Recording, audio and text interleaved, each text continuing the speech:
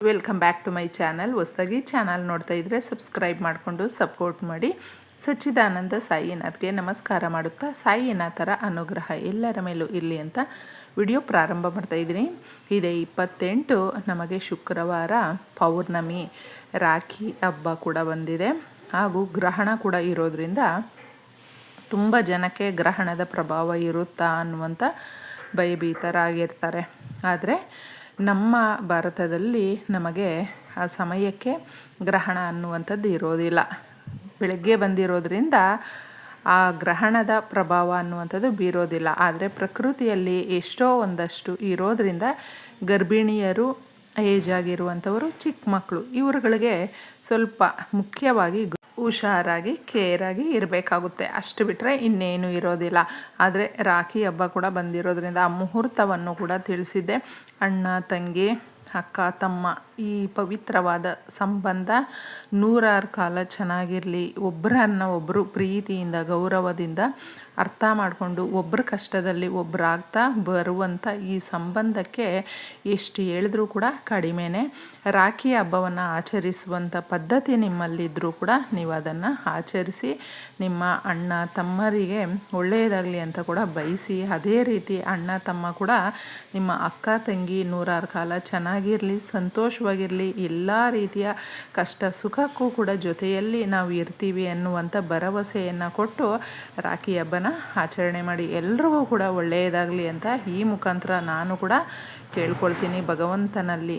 ತಪ್ಪದೆ ಈ ದಿನ ಮಾಡುವಂಥ ಪರಿಹಾರ ಪೂಜೆಗಳು ಕೂಡ ನಮ್ಮನ್ನು ಕೈ ಹಿಡಿಯುತ್ತೆ ಸ್ನೇಹಿತರೆ. ಮುಖ್ಯವಾಗಿ ಮನೆಯನ್ನು ನಾವು ಸ್ವಲ್ಪ ಅರಿಶಿಣ ಹಾಗೂ ಉಪ್ಪನ್ನು, ಹರಳು ಉಪ್ಪನ್ನು ಹಾಕಿ ಮನೆಯ ಮೂಲೆ ಮೂಲೆಗಳಲ್ಲೂ ಕೂಡ ಅದನ್ನು ಪ್ರೋಕ್ಷಣೆ ಮಾಡಿ ಒರೆಸ್ಕೊಳ್ಳೋದ್ರಿಂದ ನೆಗೆಟಿವ್ ಎನರ್ಜಿ, ನಕಾರಾತ್ಮಕ ಶಕ್ತಿ ಏನಿರುತ್ತೆ, ನರದೃಷ್ಟಿ, ಕಣ್ಣು ದೃಷ್ಟಿ ಇದೆಲ್ಲವೂ ಹೋಗುತ್ತೆ. ಮನುಷ್ಯನಿಗೆ ಕೆಟ್ಟ ಒಂದು ಶಕ್ತಿ ಯಾವುದಾದ್ರೂ ಬೇಗ ಸ್ಪೀಡಾಗಿ ತಾಗುತ್ತೆ ಅಂತ ಹೇಳಿದ್ರೆ ಅದು ಕಣ್ಣು ದೃಷ್ಟಿ, ನರದೃಷ್ಟಿ. ಮನುಷ್ಯನ ಕಣ್ಣಷ್ಟು ಮನುಷ್ಯನ ಒಂದು ಮನಸ್ಸಲ್ಲಿ ಬರುವಂಥ ಕೆಟ್ಟ ಆಲೋಚನೆಗಳು ಅದರಷ್ಟು ಕೆಟ್ಟದ್ದು ಮತ್ತೊಂದು ಇರೋದಿಲ್ಲ. ನಮ್ಮ ಅಕ್ಕಪಕ್ಕದಲ್ಲಿರಬಹುದು, ನಮ್ಮ ಸ್ವಂತದಲ್ಲಿರಬಹುದು, ಯಾರೇ ಆಗಿರಬಹುದು, ಏಳಿಗೆ ಆಗ್ತಾಯಿದ್ರೆ ಅದನ್ನು ಸಹಿಸ್ಕೊಳ್ಳೋದಕ್ಕಾಗದೇ ಇರುವಂಥವರು ಅಸೂಯೆ ಪಟ್ಕೊಂಡು ಎಷ್ಟೋ ಅವರ ಬಗ್ಗೆ ತುಂಬ ಅಸೂಯೆ ಮಾತುಗಳನ್ನು ಆಡುವಂಥದ್ದಿರುತ್ತೆ.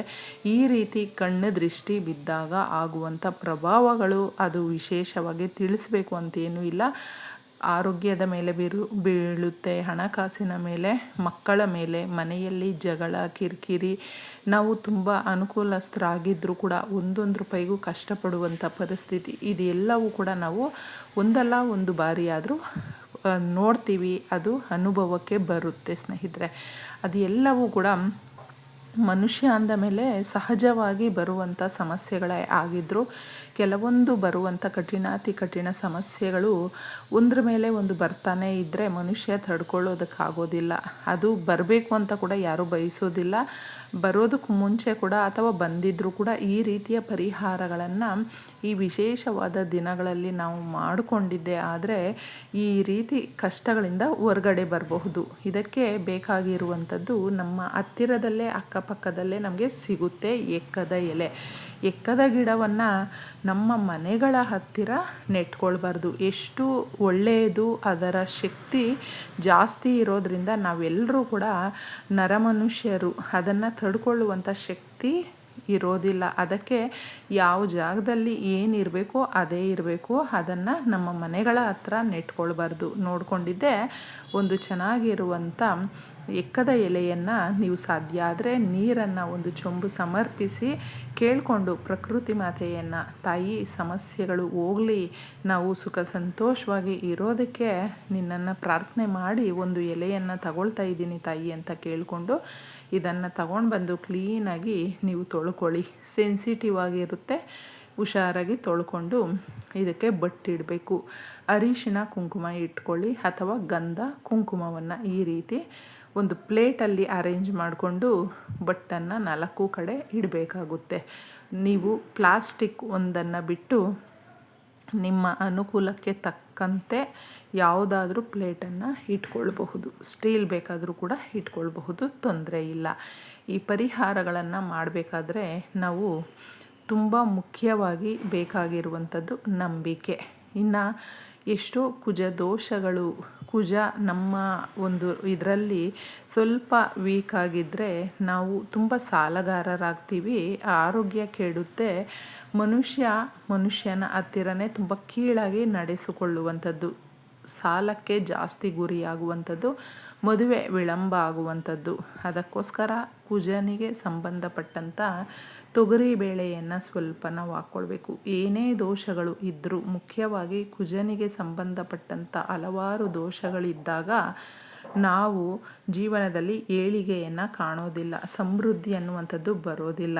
ಅದೆಲ್ಲವೂ ಹೋಗಲಾಡಿಸಿ ನಾವು ಯಥೇಚ್ಛವಾದಂಥ ಹಣವನ್ನು ಗಳಿಸೋದಕ್ಕೆ ಇದು ಸಹಾಯವನ್ನು ಮಾಡುತ್ತೆ. ಸ್ವಲ್ಪ ತೊಗರಿ ಬೇಳೆಯನ್ನು ಹಾಕಿ ಅದರ ಮೇಲೆ ನೀವು ಮುಖ್ಯವಾಗಿ ಲಕ್ಷ್ಮೀ ದೇವಿಗೆ ಇಷ್ಟ ಆಗುವಂಥ ಸಕ್ಕರೆ, ಸ್ನೇಹಿತರೆ ಅದಕ್ಕೆ ಸಕ್ಕರೆಯನ್ನು ಸ್ವಲ್ಪ ಹಾಕಬೇಕು. ತಂತ್ರ ಪರಿಹಾರಗಳಲ್ಲಿ ತಿಳಿಸುವಂಥ ಸಾಸುವೆಗೆ ಅಗಾಧವಾದಂಥ ಶಕ್ತಿ ಇದೆ. ನರದೃಷ್ಟಿಯನ್ನು, ಕಣ್ಣು ದೃಷ್ಟಿಯನ್ನು ತೆಗೆಸಿ ಬಿಸಾಕುವಂಥ ಶಕ್ತಿ ಸಾಸುವೆಗೆ ಇರೋದರಿಂದ ಸ್ವಲ್ಪ ಸಾಸುವೆಯನ್ನು ನಾವು ಇದಕ್ಕೆ ಹಾಕಬೇಕಾಗುತ್ತೆ. ಇನ್ನು ಅರಿಶಿಣ ಕುಂಕುಮವನ್ನು ಇಡಬೇಕು. ಅರಿಶಿಣ ಗುರುಬಲ ಗಟ್ಟಿಯಾದಾಗ ಎಲ್ರಿಗೂ ಕೂಡ ಚಿನ್ನ ತೆಗೆದುಕೊಳ್ಳುವಂಥದ್ದು, ಸಾಲ ತೀರಿಸುವಂಥದ್ದು, ಕಳ್ಕೊಂಡಿರುವ ಕೆಲಸ ಸಿಗುವಂಥ ಯೋಗ ಕೂಡಿ ಬರುತ್ತೆ. ಕುಂಕುಮ ಬಂದು ಶ್ರೀ ಮಹಾಲಕ್ಷ್ಮಿ ಸಂಪತ್ತಿಗೆ ಅಧಿದೇವತೆ. ಆ ತಾಯಿಗೆ ನಾವು ಆ ತಾಯಿಯನ್ನು ಭಕ್ತಿಯಿಂದ ಕೇಳಿಕೊಂಡಾಗ ಒಲಿದು ಬರ್ತಾಳೆ. ಕುಂಕುಮವನ್ನು ಇಷ್ಟನ್ನು ಇಟ್ಟು ಮನೆಯೆಲ್ಲ ನೀವು ಈ ಪ್ಲೇಟನ್ನು ತಗೊಂಡು ಓಡಾಡಿಸ್ಬೇಕು. ಈ ರೀತಿ ಓಡಾಡಿಸಿದಾಗ ಇದರಲ್ಲಿ ಹಾಕಿರುವಂಥ ವಸ್ತುಗಳ ಪ್ರಭಾವದಿಂದ ನಮ್ಮ ಮನೆಯಲ್ಲಿ ಇರುವಂಥ ನೆಗೆಟಿವ್ ಎನರ್ಜಿಯನ್ನು ಅಬ್ಸರ್ವ್ ಮಾಡಿಕೊಳ್ಳುತ್ತೆ. ಸೀದಾ ತಗೊಂಡು ಬಂದು ಇದನ್ನು ನಮ್ಮ ಮನೆಯ ಬಾಗಿಲ ಹತ್ರ, ಹೊಸ್ತಿಲ ಹತ್ರ ನೀವು ಎಡಗಡೆ ಬಲಗಡೆ ಯಾವ ಜಾಗದಲ್ಲಾದರೂ ಇಡಬಹುದು. ಈ ಥರ ಇಟ್ಟು ಕೇಳಿಕೊಂಡು ಸಾಧ್ಯ ಆದರೆ 48 ಗಂಟೆಗಳು ಇಡಬೇಕಾಗುತ್ತೆ. ಕೆಲವೊಬ್ಬರು ಪ್ರತಿನಿತ್ಯ ಗುಡಿಸಿ ತೊಳೆದು ಅಲ್ಲೆಲ್ಲ ಮಾಡೋದ್ರಿಂದ ನೀವು ಬೇಕಾದರೆ ರಾತ್ರಿ ಅಂದರೆ ಒಂದು ಸಂಜೆಯ ಮೇಲೆ ಮಾಡಿಕೊಂಡಾದ್ಮೇಲೆ ಮಾರನೆಯ ದಿನ ಕೂಡ ತೆಗಿಬಹುದು. ಇಲ್ಲ ಅಂತ ಹೇಳಿದ್ರೆ 48 ಗಂಟೆಗಳು ನೀವು ಆ ಜಾಗದಲ್ಲಿ ಇಡೋದ್ರಿಂದ ಕೆಟ್ಟ ಶಕ್ತಿಗಳನ್ನೆಲ್ಲ ಅಬ್ಸರ್ವ್ ಮಾಡಿಕೊಂಡು ಒಳ್ಳೆ ರೀತಿಯ ಸಕಾರಾತ್ಮಕವಾಗಿರುವಂಥದ್ದನ್ನು ಬಿಡುಗಡೆ ಮಾಡಿ ಒಳ್ಳೆಯ ಯೋಚನೆ, ಬುದ್ಧಿ, ಶಕ್ತಿ, ಆತ್ಮಸ್ಥೈರ್ಯ ಅನ್ನುವಂಥದ್ದು ಬರೋದರಿಂದ ಏನೇ ಕಷ್ಟ ಬಂದರೂ ಕೂಡ ನಾವು ಕುಗ್ಗೋಗದೆ ಅದನ್ನು ಎದುರಿಸಿ ಮುಂದೆ ಸಾಗೋದಕ್ಕೆ ಸಹಾಯವನ್ನು ಮಾಡುತ್ತೆ. ಇದನ್ನು ತಗೊಂಡೋಗಿ ನೀರು ಹರಿಯುವಂಥ ಜಾಗದಲ್ಲಿ ಹಾಕಿ ವಾಪಸ್ಸು ಬನ್ನಿ. ಇಲ್ಲ ಅಂದರೆ ಹಸಿರು ಗಿಡಗಳ ಹತ್ರ